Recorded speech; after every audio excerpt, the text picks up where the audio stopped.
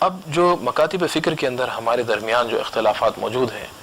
ہمیں چاہیے کہ ان مکاتب فکر کے اندر کے اختلافات کو بجائے اس کو بڑھانے کے ہم ان کو ختم کرنے کی کوشش کریں، اور ظاہر سی بات ہے کہ یہ ختم ہونے والے تو نہیں ہیں۔ ہمیں چاہیے کہ ہم کر یہ سکتے ہیں امت مسلمہ کی خاطر اور اللہ تعالیٰ کی خاطر، اللہ کے رسول صلی اللہ علیہ وسلم کی خاطر، جو مسائل اختلافی مسائل ہے، اختلافی موضوعات ہے، ہم ان پر گفتگو نہ کریں۔ اگر گفتگو کرنا بھی ہے تو اس طریقے سے گفتگو کرے کہ وہ مکتب فکر جو آپ سمجھتے ہیں جو صحیح نہیں اور خطا پر ہے کسی معاملے کے اندر، تو ان کی اصلاح ہو سکے، اور قرآن اور سنت کے مطابق آپ اس مسئلے کو پبلک کے سامنے، عوام کے سامنے آپ اس کو پیش کرنے کی کوشش کریں۔ وہ ایک زمانہ تھا، ہم بچپن سے سنا کرتے تھے کہ آپ لوگ بھی جو ہے سنے ہیں، اہل سنت کے علماء کرام اپنے جلسوں میں رات رات بھر اہل حدیث مکتب فکر کے بارے میں بہت سارے باتیں کہتے تھے، جوش اور ولولے کی جو ہے تقریریں ہوتی تھی۔ اسی طریقے سے اہل حدیث مکتب فکر کے حضرات کے بھی پاس جو ہے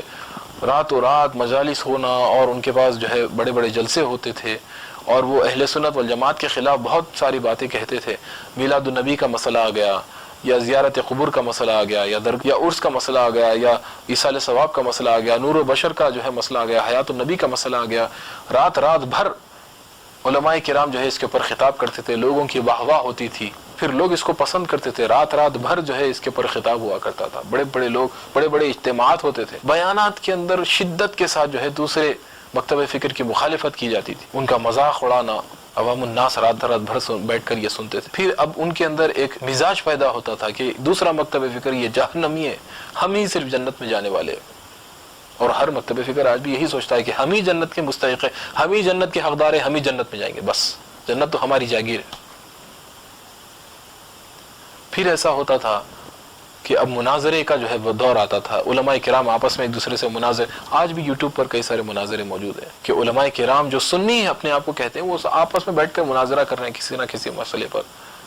پھر وہ مناظرانہ گفتگو کے ساتھ ساتھ پھر کیریکٹر اسیسینیشن کی طرف وہ بات چلے جاتی ہے،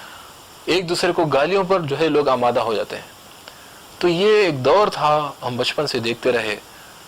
اب میں عرض یہ کر رہا ہوں کہ وہ جو دور تھا جس میں علماء کرام نے بہت ساری شہرت بھی حاصل کی، دنیا بھی حاصل کی، سپیکرز نے بہت سارے، میں علماء کا لفظ تو استعمال نہیں کرنا چاہ رہا لیکن مقررین چلو میں کہہ دیتا ہوں، علماء کے ادب میں کہ مقررین آتے تھے، دوسرے مکتب فکر کو جو ہے گالیاں دیتے تھے، ان کے بارے میں ایسا کہتے ویسا کہتے، لیکن ان کا مقصد اصلاح کرنا بہت کم ہوتا تھا، دوسرے مکتب فکر کو پچھاڑنا ان کی جو ہے ان کا مین آبجیکٹو ہوتا تھا۔ دوسرا مکتب فکر آتا تھا، ان کے جلسوں میں پھر وہ جو ہے اس کا جوابی کارروائی دیتا تھا۔ لیکن معزز سامعین کرام، میں آپ کو ایک بات عرض کرنا یہ چاہتا ہوں کہ یہ جو آج کا ماڈرن دور چل رہا ہے امت مسلمہ کا، آج امت مسلمہ ان مسائل کے اندر ہرگز انٹرسٹڈ نہیں ہے، اب انٹرسٹڈ نہیں ہے۔ آج کی نوجوان نسل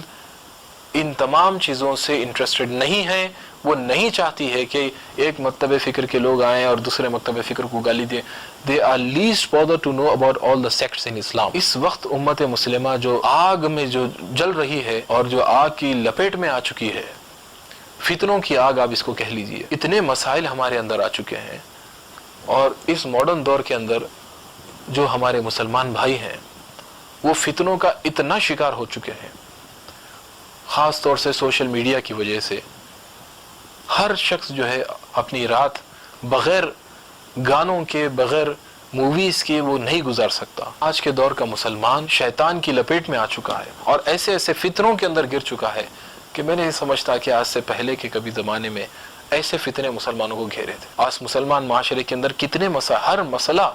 وہ مسائل جو چیلنجز ہوتے تھے یہود اور نصارہ کے اندر، جو چیلنجز تھے، وہ چیلنجز آج ہمارے پاس آنا شروع ہو گئے۔ زنا شروع ہو گیا ہے، عام ہو گیا ہے، بدکاری عام ہو چکی ہے، سود عام ہو چکا ہے، قتل و غارت گیری عام ہو چکی، گالی گلوچ ہے، ایک دوسرے میں اس سے نفرت ہے، انتہا پسندی ہے،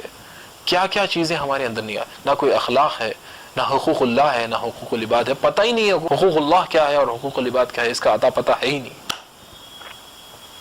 اور آج کی نوجوان نسل ہرگز اس چیز کے اندر انٹرسٹڈ نہیں۔ وہ ایک زمانہ تھا، گزر گیا، جب علماء کرام آتے تھے، ایک دوسرے کے خلاف بولتے تھے، رات رات بھر ایک دوسرے کے خلاف باتیں چلتی تھی، لوگوں کا ایک مائنڈ بنتا تھا، ذہن بنتا تھا۔ آج وہ دور ختم ہو گیا۔ آج کے اس ماڈرن دور کے اندر مسلمان اتنا دین سے دور ہو چکا ہے کہ وہ سوشل میڈیا کو اپنا مذہب بنا چکا ہے. اس نے سوشل میڈیا کو اپنا دین بنا لیا. جو بات سوشل میڈیا پر آ گئی, اگرچہ وہ صحیح ہے یا نہیں ہے, وہ دینی معلومات ہے یا نہیں ہے, اس کے اندر اس کا فائدہ ہے یا نہیں, اس کو اس سے کوئی غرض نہیں. اس کو یہ بھی نہیں پتا کہ وہ جو چیز دیکھ رہا ہے وہ حرام ہے یا حلال ہے. اس کو یہ تک نہیں پتا ہے کہ وہ گناہ کر رہا ہے یا نہیں کر رہا ہے, یہ تک اس کو خبر نہیں ہے. حتیٰ کہ آج امت مسلمہ شراب تک پہنچ چکی ہے, شراب کو حلال سمجھ رہی ہے. مسلمان اور شرابی یہ ہو ہی نہیں سکتا. مسلمان شراب پی رہا, مسلمان ڈرگز کا استعمال کر رہا ہے, مسلمان شراب پی رہا. شراب جو ام الخبائث ہے, سیدنا عثمان غنی رضی اللہ تعالیٰ نے ارشاد فرمایا, اللہ تعالیٰ نے شراب کے بارے میں کیا نہیں ارشاد فرمایا, انما الخمر والمیسر والانصاب والازلام رجس من عمل الشیطان فاجتنبوه لعلکم تفلحون. یہ شرک کرنا, یہ شراب پینا, یہ جادوگری اور جو ہے یہ ایروز, یہ تمام کی تمام چیزیں, جوا اور یہ سب کی سب چیزیں, یہ شیطانی کام ہے, شیطانی اعمال ہے. فاجتنبوہ, اے مسلمانوں اس سے اجتناب کرو, لعلکم تفلحون, تاکہ تم فلاح پا جاؤ. یہ سب کے سب چیزیں تو شیطانی اعمال تھی. لیکن افسوس کی بات یہ ہے کہ ہم مسلمان اپنے فرقہ پرستی کے اندر اور اپنے مکتب فکر کو بچانے کے لیے ہم اتنا کچھ آگے بڑھ چکے ہیں کہ ہمارے جمعے کے خطابات کے اندر بھی ہمارا وہی طرز عمل ہے. منبر رسول پر سے بھی ہم ایک دوسرے کو گالیاں بکنا, ایک دوسرے کے مکتب فکر کے اوپر کیچڑ اچھالنا, ایک دوسرے کے مکاتب فکر کے بارے میں جو ہے یہ بات کہنا, اور کوئی اس کے اندر اصلاح کی بات نہیں, کوئی قرآن کی بات نہیں, کوئی سنت کی بات نہیں, کوئی زہد اور تقویٰ کی بات نہیں, کوئی اصلاح معاشرہ کی بات نہیں, کوئی جو ہے مسائل کا حل اس کے اندر نہیں, جس کی وجہ سے مسلمان فتنوں کی لپیٹ میں آتا جا رہا ہے. جو لوگ مایوس ہو کر اپنی زندگیوں سے علماء کرام کو سننے آ رہے ہیں,